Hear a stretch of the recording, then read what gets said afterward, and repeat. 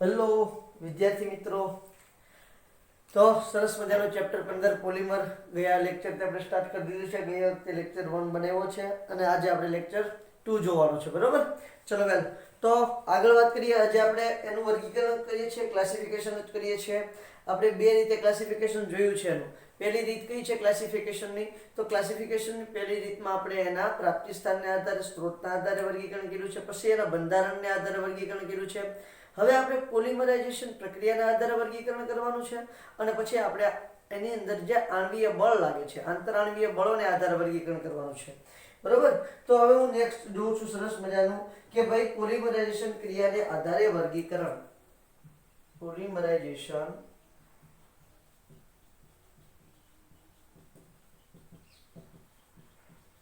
ક્રિયાના આધારે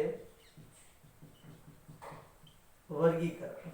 પોલિમરાઇઝેશન ક્રિયાના આધારે વર્ગીકરણ કરવાનું છે. તો ધ્યાન આપજો, પોલિમરાઇઝેશન ક્રિયાના આધારે વર્ગીકરણ કરવાનું છે તો બે પ્રકાર પડે છે. કેટલા પ્રકાર પડે છે? બે પ્રકાર પડે છે.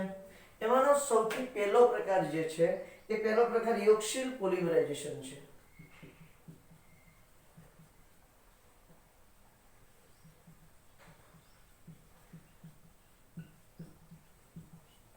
યોગશીલ પોલિમરાઇઝેશન અને બીજું છે સંઘનન પોલિમરાઇઝેશન.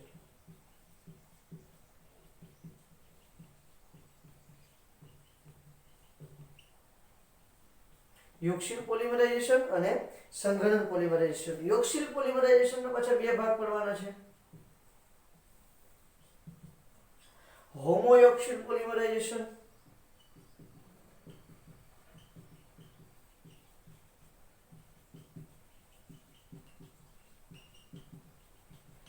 અને અહીંયા આવશે કોપોલિમરાઇઝેશન.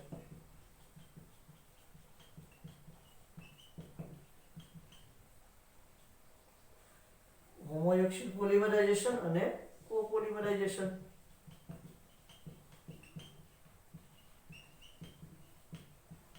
આ રીતે એની અંદર તમને પોલિમરાઇઝેશનની ક્રિયા જોવા મળે છે. હવે જો યોગશીલ પોલિમરાઇઝેશન નામ જ એટલું ઇન્ટરેસ્ટિંગ છે. યોગશીલ, દ્વિબંધ તૂટવાની વાત થતી છે.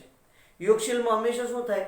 દ્વિબંધ તૂટવાની વાત થાય. એમાં હોમો અને કો, હોમો અને કોને બીજું કહેવાય છે સહપોલિમરાઇઝેશન. કોને બીજું શું કહેવાય છે? સહ. તો યોગશીલ શબ્દ આવે એટલે ત્યાં દ્વિબંધ તૂટતો હોય. હંમેશા શું થતું હોય? દ્વિબંધ તૂટવાની વાત થતી હોય તો જ એને આપણે યોગશીલ પ્રક્રિયા કહીએ છીએ. તો અહીંયા તમે જોશો તો હોમોયોગશીલ પોલિમરાઇઝેશન અને કોપોલિમરાઇઝેશન આ બે યોગશીલ પ્રક્રિયા તોડવાની વાત કરે છે.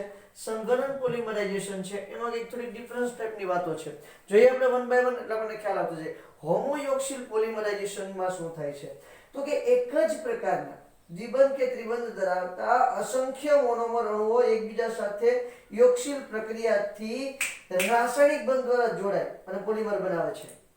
એક જ પ્રકારના યોગશીલ પોલિમરાઇઝેશનમાં શું થાય છે તો કે ભાઈ અહીંયા તો દ્વિબંધ તૂટી અને અણુઓ એકબીજા સાથે જોડાય છે. પણ હોમોમાં શું થાય છે? એક જ પ્રકારના મોનોમર, આ શબ્દ આવવો જોઈએ, એક જ પ્રકારના અસંખ્ય મોનોમર, એક જ પ્રકારના અસંખ્ય મોનોમર એકબીજા સાથે યોગશીલ પોલિમરાઇઝેશન, મોનોમર એકબીજા સાથે યોગશીલ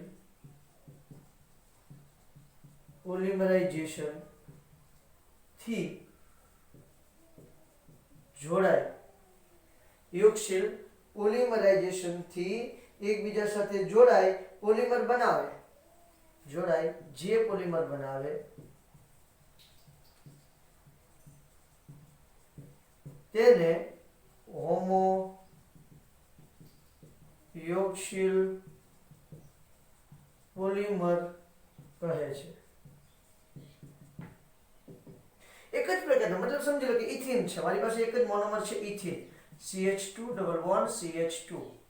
એના n અણુ લઉં છું. બરોબર, પોલિમરાઇઝેશનની પ્રક્રિયા થાય અને શું થાય છે તો કે CH2 આ દ્વિબંધ તૂટી જશે, એટલે આ રીતે તમારું જે મોનોમર છે એ વારંવાર પુનરાવર્તિત થશે. તો આ છે ઇથિન, એમાંથી બની ગયું છે પોલિથીન. બહુ બધા એક્ઝામ્પલ લઈ શકે છે. ઇથિન માંથી પોલિથીન, પ્રોપીન માંથી પોલીપ્રોપીન, સ્ટાયરીન માંથી પોલીસ્ટાયરીન. તમે લોટ્સ ઓફ એક્ઝામ્પલ લઈ શકો છો. બરોબર છે. ઓર્લોન લઈ શકો છો, તમે ટેફલોન લઈ શકો છો, બ્યુટાઇલ રબર લઈ શકો છો, નિયોપ્રીન લઈ શકો છો. આ બધા હોમોપોલિમરના એક્ઝામ્પલ છે. પીવીસી લઈ શકો છો. આપણે જોવાના છે આ બધા એક્ઝામ્પલ, આપણે ઓલરેડી જોવાના છે. પોલીસ્ટાયરીન પણ લઈ શકો. અને સ્ટાયરીન કેવા એ એક્ઝામ્પલ બતાવું છું.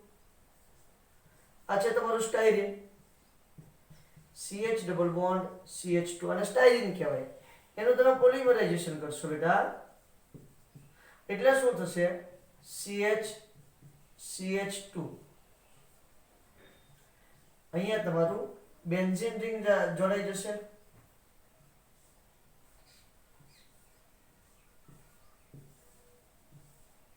અહીંયા N લખી દો અને અહીંયા N લખી દો. આ છે તમારું સ્ટાયરીન, એમાંથી મળી ગયું છે પોલીસ્ટાયરીન. સ્ટાયરીન માંથી પોલીસ્ટાયરીન. બોલો થાય છે વાત ક્લિયર? આ છે તમારા હોમોપોલિમરનો એક્ઝામ્પલ કે જેમાં એક જ પ્રકારનો અણુ કોણ હોય છે? એક જ પ્રકારનો અણુ પોલિમરાઇઝેશન પ્રક્રિયાથી, એમાં તે કયું પોલિમરાઇઝેશન? યોગશીલ એટલે કે દ્વિબંધ તોડવા વાળું. જો ટક ટક દ્વિબંધ ઉડાડી દીધું એટલે સરસ મજાની પોલિમરાઇઝેશનની પ્રક્રિયા જોવા મળશે. બોલો વાત થાય ક્લિયર? ઓકે, ત્યાંથી આગળ વધીએ તો ત્યાંથી આગળ વધતા વધતા મને કોપોલિમર દેખાય છે.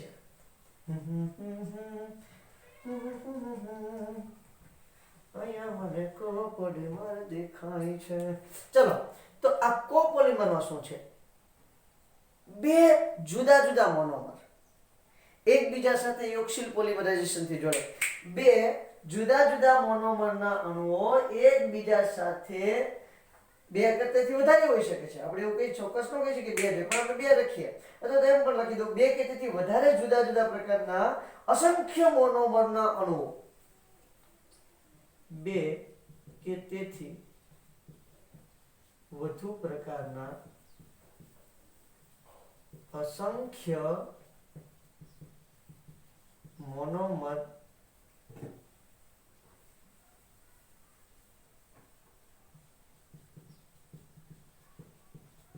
મોનોમરના અણુઓ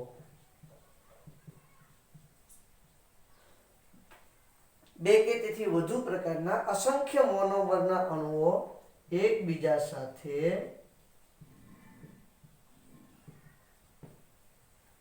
યોગશીલ પોલિમરાઇઝેશન થી જોડાય જે પોલિમર બનાવે તેને શું કહે છે ભાઈ? કોપોલિમર.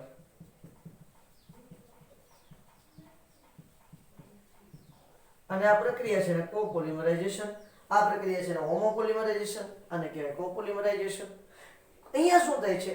એક કે તેથી વધારે પ્રકારના મોનોમર ભેગા થવાના છે બેટા. ચલો એક્ઝામ્પલ લઈએ તો વધારે ખ્યાલ આવશે. સમજી લો કે સ્ટાયરીન લઉં છું. અહીંયા લઉં છું સ્ટાયરીન એટલે અહીંયા CH ડબલ બોન્ડ CH2. અહીંયા લખી દઉં છું C6H5. બોલો ચાલે? આને સ્ટાયરીન કહેવાય, અજબ કહેવાય. એના n મોલ લઉં છું, એની સાથે હું n mall CH2 double bond CH double bond CH2 બ્યુટા 1,3 ડાઈ આ બે પદાર્થ મેં લીધા છે. એક લીધું છે સ્ટાયરીન અને એક લીધું છે બ્યુટા 1,3 ડાઈ અને કહેવાય સ્ટાયરીન. અને આ છે બ્યુટા 1,3 ડાઈ. પોલિમરાઇઝેશનની પ્રક્રિયા થાય એટલે શું થાય? જુઓ, આ છે સ્ટાયરીન અને આ બ્યુટા 1,3 ડાઈ. કેવી ઘટના બને છે બતાવું છું. અહીંયા આવે છે CH એટલામાં સમાવવાની છે એટલે થોડુંક બેટા એડજસ્ટ કરવાનું છે. CH C6H5 CH2 બરાબર છે? એટલું થઈ ગયું. ઓકે, હવે અહીંથી બંધ તૂટીને આ તરફ જશે, અહીંથી બંધ તૂટીને આ તરફ આવશે એટલે અહીંયા આવશે CH2. આ બંધ તૂટી જશે. CH double bond CH CH2 N. આ રીતે બને છે. હું જોઈ લો જરા વ્યવસ્થિત દેખાય છે? યસ બેટા, એકદમ પરફેક્ટ દેખાય છે. આને કહેવાય છે સ્ટાયરીન બ્યુટાડાઇન રબર. અને શું કહેવાય છે? Styrene butadiene rubber. Styrene butadiene rubber. Styrene butadiene rubber તરીકે ઓળખવામાં આવે છે. રબર સાઈઝ નથી દેખાતું, દેખાય એવું કરી દઈએ આપણે. રબર થોડું હું કેમેરાને બેટા એડજસ્ટ કરું છું, કારણ કે મારે રબર દેખાડવું છે ગમે એમ કરીને.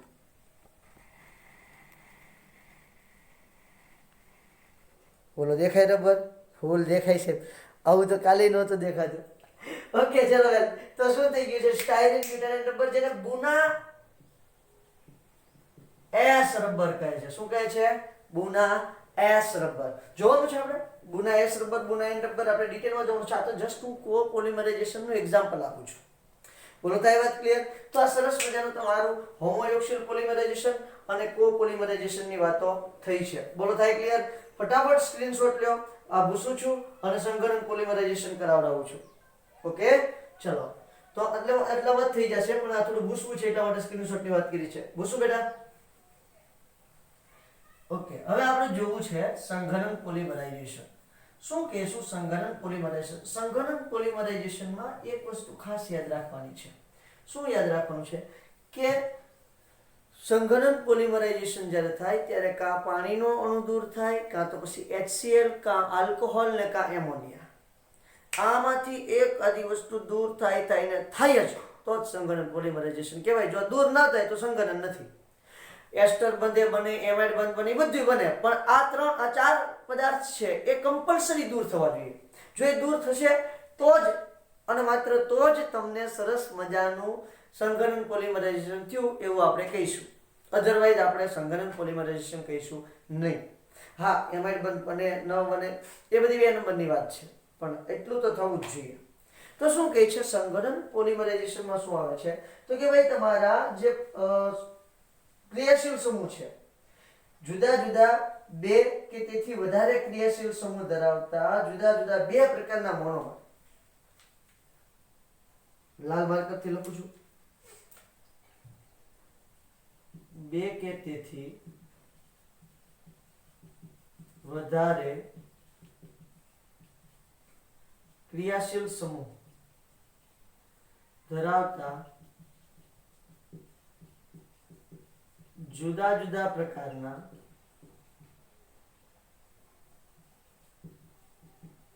બે કે તેથી વધારે મોનોમરના અણુઓ એકબીજા સાથે 1:1 પ્રમાણ. કેવું પ્રમાણ?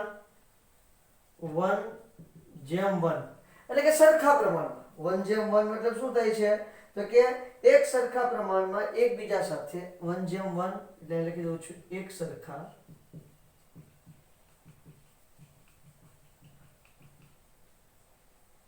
જોડાય ને જે પોલિમર બનાવે, જોડાય જે પોલિમર બનાવે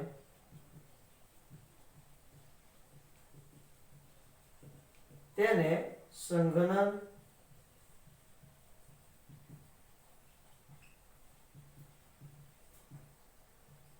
આ પ્રક્રિયાને સંઘનન પોલિમરાઇઝેશન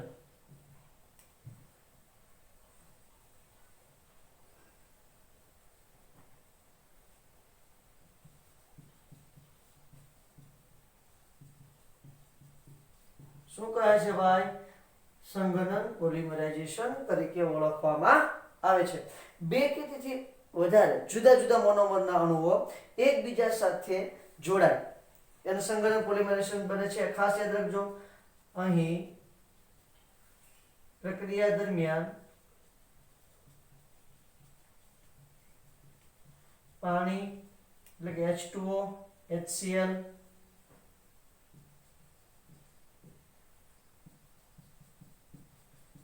NH3 અથવા આલ્કોહોલનો અણુ દૂર થાય છે. અહીં એમાઇડ કે એસ્ટર બંધ બને છે.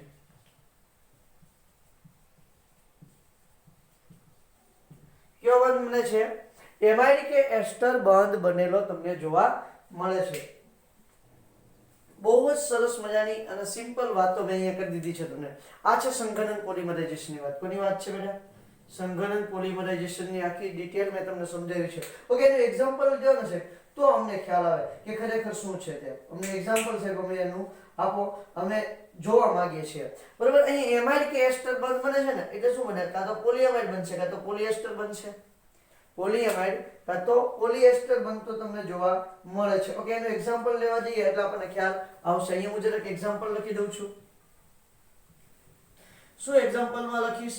નાયલોન 66 નામ સાંભળ્યું છે અને બહુ ઇન્ટરેસ્ટિંગ છે. પોલિમરમાં જો કોઈ મસ્ત મજાનું ગમતું નામ હોય ને તો એ આ નામ છે, નાયલોન 66. કેટલી મજા આવે. બરાબર. ઓકે, ચલો નાયલોન 66 નું એક્ઝામ્પલ આપું છું. નાયલોન 66 માં બે પદાર્થ છે, હેક્સામિથિલિન ડાયમાઇડ N H2N CH2 6 NH2 વત્તા N. આ હેક્સામિથિલિન ડાયમાઇડ છે. હેક્સામિથિલિન ડાયમાઇડ. અને અહીંયા આવે છે HOOC CH2 COOH. એડિપિક એસિડ. આનું નામ શું છે? એડિપિક એસિડ. ચાલો બેટા, આ બંને ભેગા થશે એટલે પાણીનો અણુ દૂર થશે. પહેલી વાત તો શું છે? પાણીનો અણુ દૂર થઈ છે, -NH2. બંને ભેગા થયા, પાણીનો અણુ દૂર કર્યો. મેં શું કીધું છે? કાં પાણીનો અણુ દૂર થશે, કાં HCl દૂર થશે, કાં NH3 દૂર થશે, અથવા તો કોઈ પણ જાતમાં આલ્કોહોલ દૂર થશે. આમાંથી કોઈ પણ દૂર થશે. બરોબર છે? અથવા છે બધું અને નથી. એમાંથી કોઈ પણ એક તમારું દૂર થવાનું છે. પાણી, એમોનિયા, આલ્કોહોલ કે હાઇડ્રોજન ક્લોરાઇડ, અથવા તો એમ પણ કહી શકું છું પાણી, એમોનિયા, આલ્કોહોલ કે HCl દૂર થાય છે. વેલ, હવે ધ્યાન આપજો. અહીંયા જો શું બને છે? HN CH2 6. બરાબર. આ હાઇડ્રોજન અહીંથી એક દૂર થશે, અહીંથી એક હાઇડ્રોજન દૂર થશે, NHCO. અહીંથી OH દૂર થાય, અહીંથી H દૂર થાય એટલે પાણીનો અણુ દૂર થઈ ગયો. એટલે અહીંયા શું વધશે? CO. પછી અહીંયા વધે છે CH2 4 ટાઈમ. કેટલા સમય? 4 ટાઈમ. અને CO. કારણ કે અહીંથી OH અને અહીંથી H દૂર થયો છે. એમ કન્ટિન્યુ આગળ ચાલ્યા જ કરશે. આની અંદર તમે જોશો એટલે આનું નામ છે નાયલોન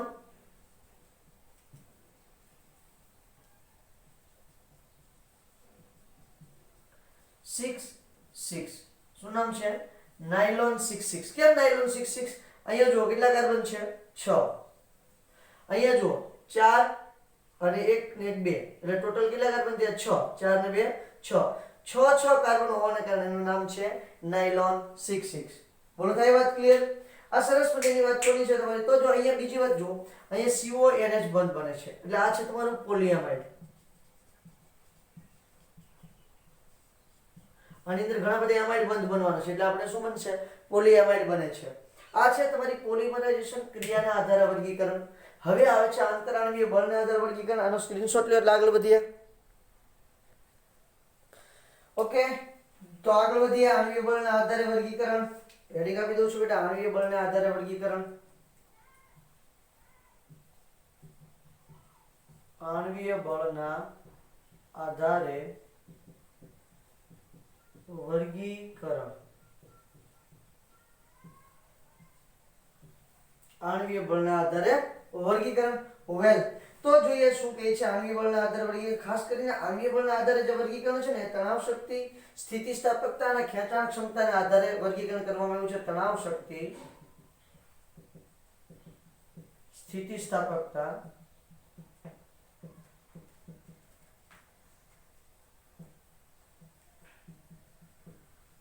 અને ખેંચાણ ક્ષમતા.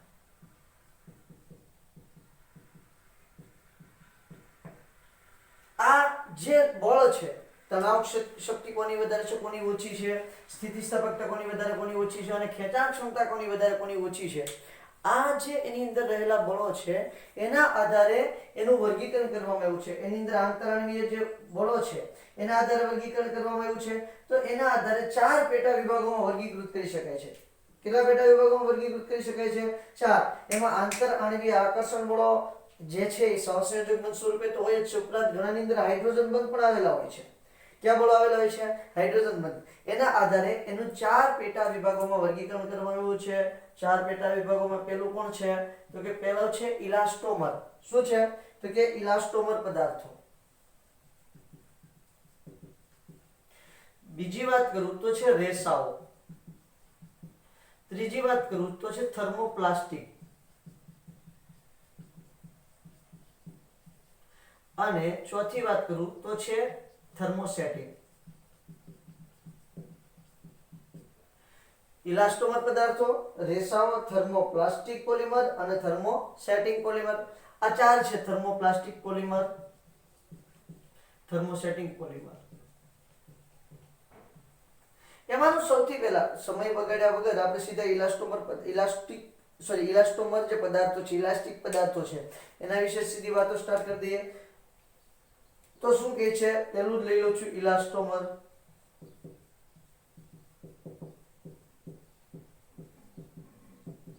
ઇલાસ્ટોમર પદાર્થોમાં શું હોય છે? તો જો જોતા તે શબ્દ સાંભળો ને ત્યાં થોડોક તમને અંદાજ આવી જાય કે ઇલાસ્ટિક ગુણધર્મો ધરાવતો ઘન પદાર્થ છે. આ શું છે? તમારા ચોપડીની અંદર વર્ગીકરણ નથી, એનસીઈઆરટી બુકમાં વર્ગીકરણ નથી આવડા, તો તમારે લખવાનું છે. આની પહેલાનું વર્ગીકરણ પણ એનસીઈઆરટી બુકની અંદર નથી, તો તમારે લખવાનું છે. શું કીધું છે મેં તમને? તો કે ઇલાસ્ટોમર પદાર્થ કોને કહેવાય છે? ઇલાસ્ટિક ગુણધર્મ ધરાવતો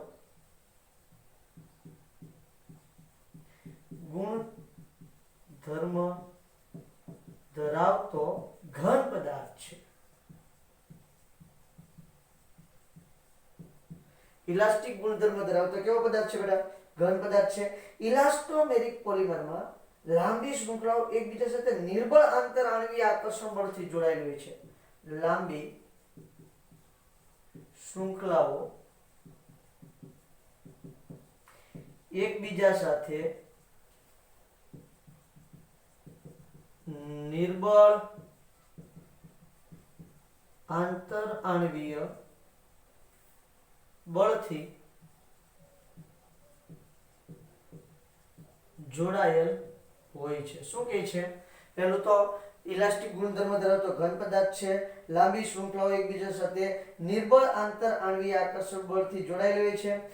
નિર્બળ આંતરઆણવીય આકર્ષણ બળને કારણે તેને ખેંચી શકાય છે. તેથી તેને ખેંચી શકાય છે, એટલે કે ખેંચાણ ક્ષમતા ધરાવે છે. કારણ કે આંતરઆણવીય આકર્ષણ બળ જો ખૂબ મજબૂત હોય ને તો ખેંચી ના શકાય, અથવા નિર્બળ છે તેને શું કરી શકો છો? તમે ખેંચી શકો છો. નિર્બળ આંતરઆણવીય આકર્ષણ બળને કારણે ખેંચી શકાય છે. હવે શું થાય છે? મિશ્રબંધિત, અલ્પ માત્રામાં મિશ્રબંધિત રચનાઓ જોવા મળે છે. અહીં બહુ મિશ્રબંધિત રચનાઓ જોવા મળતી નથી. શું કહે છે? અલ્પ માત્રામાં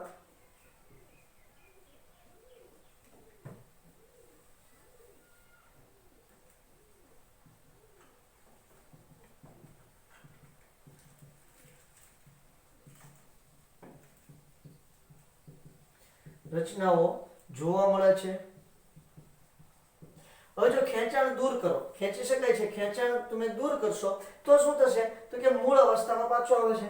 એટલે શું લખીશું કે ભાઈ આ પદાર્થમાં ખેંચાણ દૂર થતા મૂળ અવસ્થામાં પાછો આવે છે. શું આવે છે? મૂળ અવસ્થામાં પાછો આવે છે. ખેંચાણ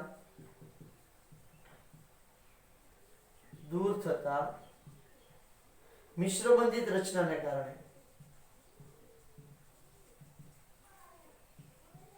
અલ્પ માત્રામાં જ હોય છે ભાઈ, બહુ નથી હોતી. એટલે એવું જરૂરી નથી કે એની અંદર મિશ્રબંધિત જ હોય છે, બરોબર છે. પણ ખેંચાણ દૂર કરતા મિશ્રબંધિત શબ્દ કાઢી નાખો છો અહીંથી. ખેંચાણ દૂર થતા મૂળ અવસ્થામાં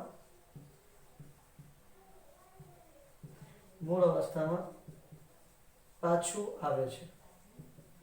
એટલે કે ખેંચાણ દૂર કરો તો પદાર્થ મૂળ અવસ્થામાં શું થઈ જાય, પાછું પહોંચી જાય છે. દાખલા તરીકે જોવા જઈએ બેટા તો દાખલા તરીકે કોણ કોણ લઈ શકાય, લગભગ બધા જ રબર, કુદરતી રબર, નિયોપ્રીન, આઇસોપ્રીન, બુનાયસ, બુનાયન, બધા જ રબર, કારણ કે ખેંચાણની વાત છે. નિયોપ્રીન,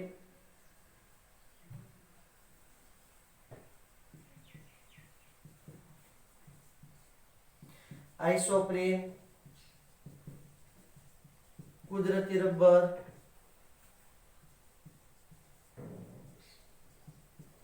બુના એસ, બુના એન વગેરે આ બધા કેવા પદાર્થ થયા, ઇલાસ્ટિક પદાર્થ થયા અથવા તો ઇલાસ્ટોમર પદાર્થની વાત થઈ. બોલો થાય વાત ક્લિયર? ત્યાંથી બેટા જરાક આગળ જશું એટલે હવે આપણને બીજા સ્થાન પર જોવા મળે છે રેસાઓ. શું જોવા મળે છે પહેલા? રેસાઓ આપણને સરસ મજાના જોવા મળે છે. Okay no problem. ચાલો, રેસાઓની અંદર શું હોય છે? તો રેસાઓ જે છે ને એ મજબૂતીનું માનાંક ગણાય છે. મજબૂતીનું શું ગણાય છે? માનાંક. ઊંચી તણાવ શક્તિ અને ઊંચો માનાંક ધરાવતા હોય છે તેને રેસાઓ કહેવાય છે. ઊંચી તણાવ શક્તિ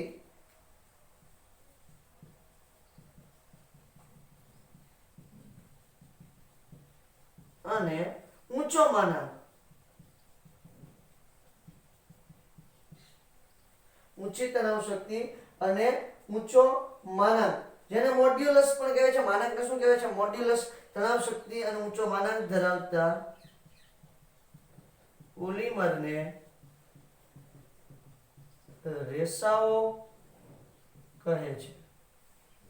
ઊંચી તણાવ શક્તિ અને ઊંચો માનાંક ધરાવતા જે તમારા પોલિમર પદાર્થો છે એને શું કહેવાય છે? રેસાઓ કહે છે. ભાઈ અહીંયા પ્રબળ આંતર આણ્વીય આકર્ષણ બળની સાથે સાથે હાઇડ્રોજન બંધ પણ આવેલો હોય. પ્રબળ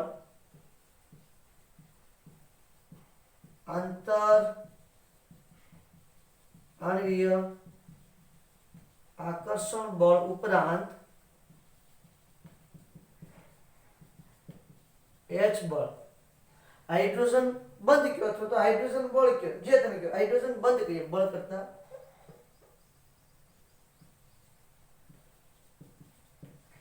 આવેલા હોય છે. એટલા માટે તો એના તણાવ શક્તિ કેવી હોય છે? વધારે. એટલા માટે તો તણાવ શક્તિ કેવી હોય છે? વધારે. આ પ્રબળ આકર્ષણ બળો લાંબી શૃંખલાને એકબીજાની ખૂબ નજીક જકડી રાખશે. શું કરે છે? ખૂબ નજીક તમારે જકડી રાખશે.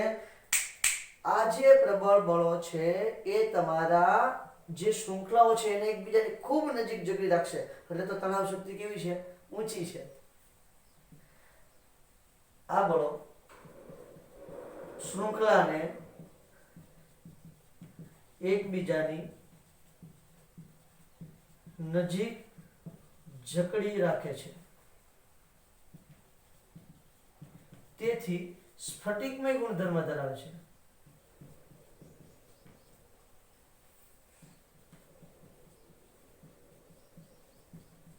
કેવો ગુણધર્મ ધરાવે છે? પહેલા સ્ફટિકમય ગુણધર્મ ધરાવે છે. એક્ઝામ્પલ લેવા જઈએ તો નાયલોન, ટેરિલિન, બરાબર છે. આ બધા એના દાખલા તરીકે નાયલોન, નાયલોનમાં બે આવી છે, નાયલોન 6, નાયલોન 6, ટેરિલિન.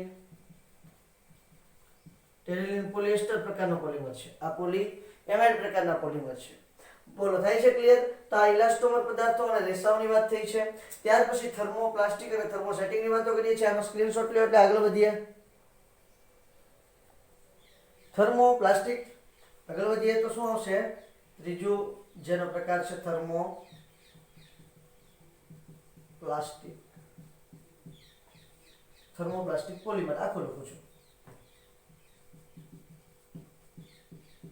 ચલો, આ પોલિમર કેવું છે સાહેબ?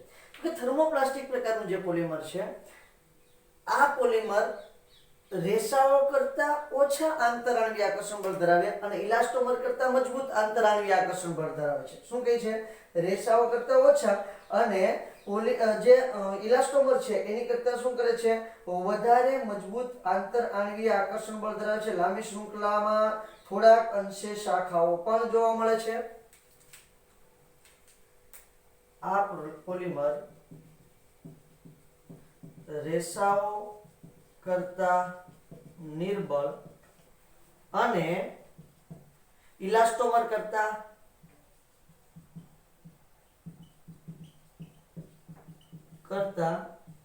મજબૂત આકર્ષણ બળો ધરાવે છે. બીજી વાત શું કીધી છે? શું થયેલું હોય છે એની અંદર? તો કે ભાઈ એની અંદર તમને શાખાઓ જોવા મળે છે, થોડાક અંશે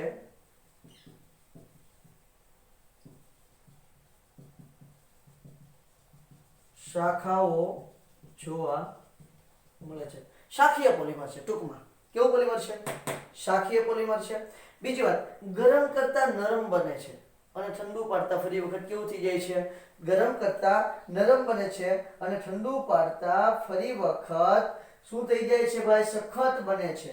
ફરી વખત, ગરમ કરતા નરમ બને છે અને ઠંડુ પાડતા સખત બને છે.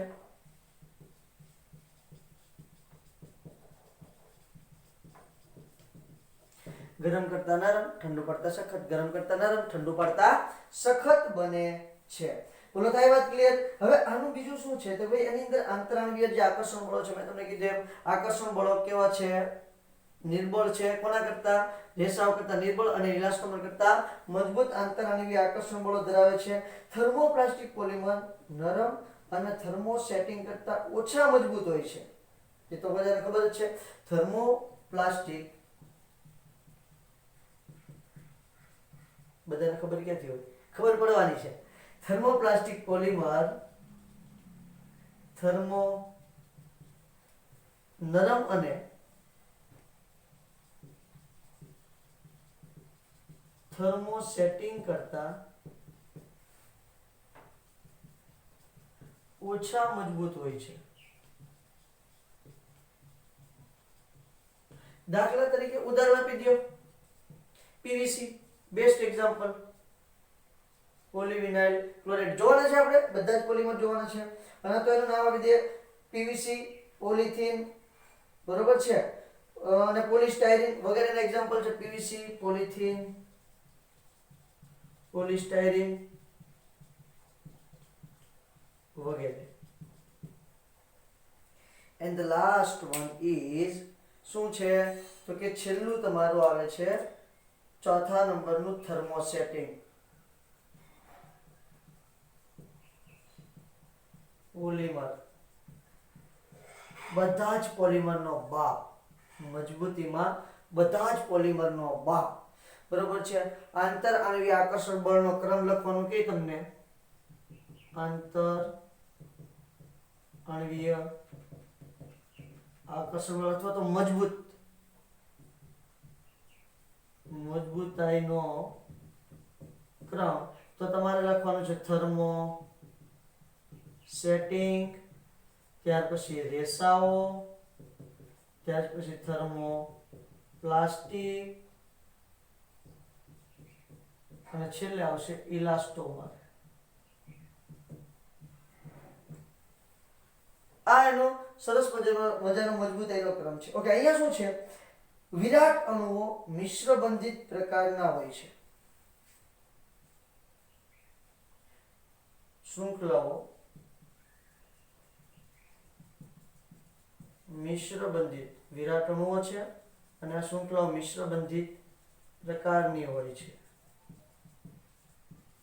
કેવી શૃંખલા હોય છે બેટા? મિશ્ર બંધિત પ્રકારની શૃંખલાઓ તમને જોવા મળે છે. બીજું શું છે?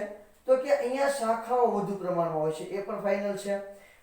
હવે પોલિમરને સામાન્ય તાપમાનથી ઊંચા તાપમાને ગરમ કરતા તે મિશ્ર બંધિત જોડાણો વધે છે. પહેલા પોલિમરને સામાન્ય તાપમાનથી ઊંચા તાપમાને પણ તેના મિશ્ર બંધિત વધારવાના કારણે બંધારણમાં ફેરફાર થતો નથી.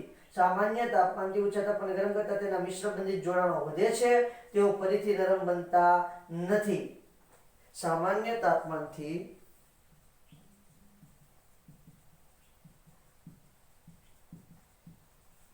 ઊંચા તાપમાને ગરમ કરતા મિશ્ર બંધિત જોડાણો વધે છે। આ વાત નંબર 1 થી। હવે શું થાય છે તો કે ભાઈ ઊંચા તાપમાને તે નરમ બનતા નથી। મિશ્ર બંધિત જોડાણો વધી જાય એટલે શું થાય વધારે મજબૂત બને। એટલે ઊંચા તાપમાને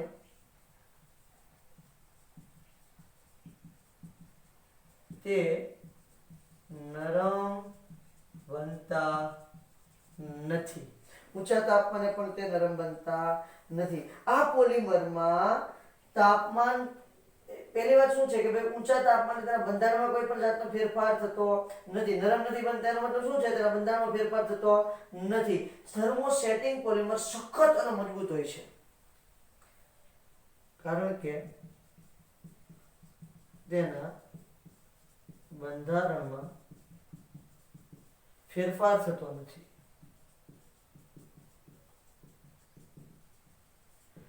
બરોબર છે। કેવો હોય છે સખત અને મજબૂત હોય છે। તે સખત અને મજબૂત હોય છે। થર્મોસેટિંગ પ્રકારના જે પોલિમર છે એ સખત અને મજબૂત છે, ઘસારાનો પ્રતિકાર કરે છે, સારા વિદ્યુત અને ઉષ્માના અવાહક હોય છે। એ બધી વાતો આપણે ક્યાં કરશું તો કે જ્યારે થર્મોસેટિંગ આપણે ભણશું। ટૂંકમાં થર્મોસેટિંગ મતલબ કે એના જે એક્ઝામ્પલ છે એને આપણે ભણશું ત્યારે વાત કરશું। છતાંય કહી દઉં છું વિદ્યુત અવાહક, ટૂંકમાં ઘસારા પ્રતિકારક, વિદ્યુત અવાહક અને ઘસારા પ્રતિકારક હોય છે। ટૂંકમાં મેં સમજાવી દીધું છે બરાબર। અને છેલ્લી વાત એના એક્ઝામ્પલની બેકેલાઇટ અને મેલામાઇન બેસ્ટ એક્ઝામ્પલ છે। દાખલા તરીકે બેકેલાઇટ અને મેલામાઇન। તો આ છે તમારા એટલા વર્ગીકરણ। પહેલું વર્ગીકરણ શું હતું તો કે પહેલા જે આપણે સ્ટાર્ટિંગમાં ગયા લેક્ચરની અંદર જે બે વર્ગીકરણ જોયા છે બરોબર છે, સ્ત્રોતના આધારે વર્ગીકરણ અને બંધારણના આધારે વર્ગીકરણ।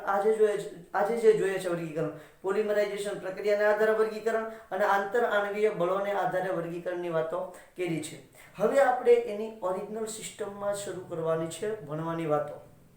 ઓરિજિનલ સિસ્ટમમાં મતલબ કઈ રીતે તો કે ભાઈ તમારા જે આ પોલિમર છે, ક્યાં પોલિમર છે તો કે આવડા આપણા જે પોલિમર પદાર્થો છે એના એક્ઝામ્પલ જોવાના છે। કેટલા બધા છે એક્ઝામ્પલ? 15 થી 17 એક્ઝામ્પલ વિશે આપણે વાતો કરવાની છે। કોષ્ટક પણ છે। એ બધી વાતો આપણે સરસ મજાની ડિસ્કસ કરીશું એટલે આપણને પોલિમર વિશે બધી ખબર પડશે। હવે આ વર્ગીકરણ શું કામ આવવાના છે? એક તો આમાંથી એમસીક્યુ પૂછાય છે જે મેં ઉપર લખ્યું છે એ ટાઈપનું। પછી બીજું શું કામ આવવાનું છે તો કે જ્યારે આપણે પોલિમરના ગુણધર્મ જોઈતા હશું ત્યારે ગુણધર્મોમાં આપણને ખબર પડશે કે આ થર્મોસેટિંગ પ્રકારનો છે, થર્મોપ્લાસ્ટિક પ્રકાર, તો આપણને ખબર હોવી જોઈએ કે થર્મોસેટિંગ શું છે અને થર્મોપ્લાસ્ટિક શું છે, રેસાઓ શું છે બરોબર છે। મિશ્ર બંધિત એમાં એવું પણ લખે આ મિશ્ર બંધિત પ્રકારનો પોલિમર છે, મિશ્ર બંધિત વર્ગનો પોલિમર છે, શાખીય પોલિમર છે, રેખીય પોલિમર છે। તો આપણને ખબર હોવી જોઈએ કે ખરેખર રેખીય શાખીય શું છે। એટલા માટેના ગુણધર્મો વિશે આપણે વાતો કરી છે। હવે આપણે સરસ મજાની પોલિમરાઇઝેશનની પ્રક્રિયા જોવાની છે, મુક્ત મૂલક પોલિમરાઇઝેશન જોવાનું છે, પણ એ આપણે નેક્સ્ટ લેક્ચરમાં જોશું। આજે આપણે એટલે સુધી રાખીએ। Thank you.